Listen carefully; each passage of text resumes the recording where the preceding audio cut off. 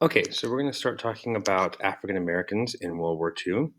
And so when we talk about African Americans in World War II, we're talking about, between the years 1941 and 1945. So in 1941, the United States entered World War II.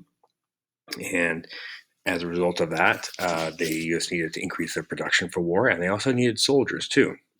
But by 1945, when the war ends, the soldiers come home, and so this time period is a time period of like emergency for the country. So, African Americans are a group of people that can fulfill a need for the United States, both in terms of manufacturing and in terms of actually fighting in the war. So one of the things that's happening is the Great Migration increases movement north, or increases during this time, and that, remember, is African Americans leaving the South and moving to northern cities, and they're moving there for these economic opportunities, right? So there's lots of factory jobs available for production for the war that pay pretty decently, and so there's an attractive economic opportunity for African Americans there. However, when they arrive, it continues to create racial tensions. There are race riots in Detroit and New York.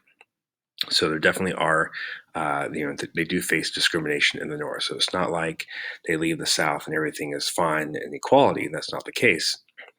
There is racial resentment in the North when African Americans begin to kind of move into these urban areas in the North.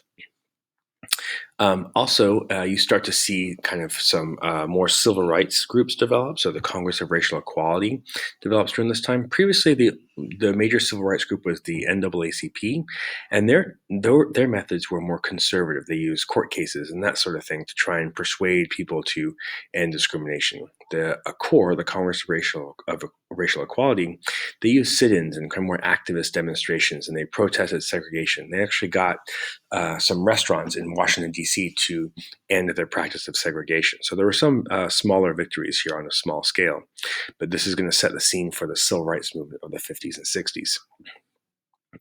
You also have what ends up happening, a government commission, the Fair Employment Practices Commission, is set up at the urging of A. Philip Randolph, who's an African-American union organizer.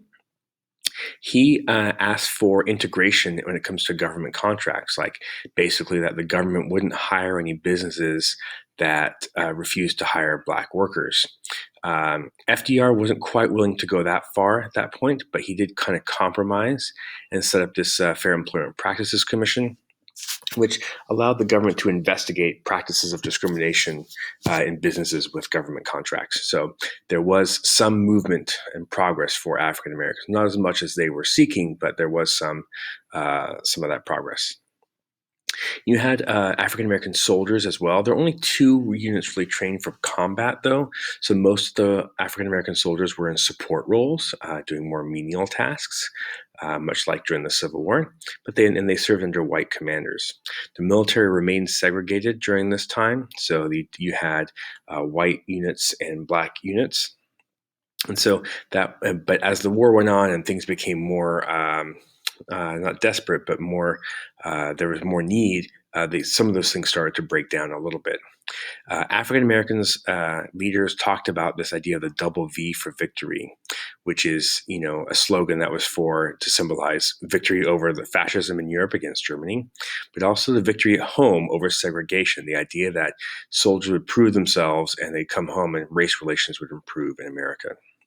So African Americans played an important role during World War II, both on the manufacturing side of things, through things like the Great Migration, as well as in the actual fighting. There were, I think, 700,000 African American soldiers that fought in the war.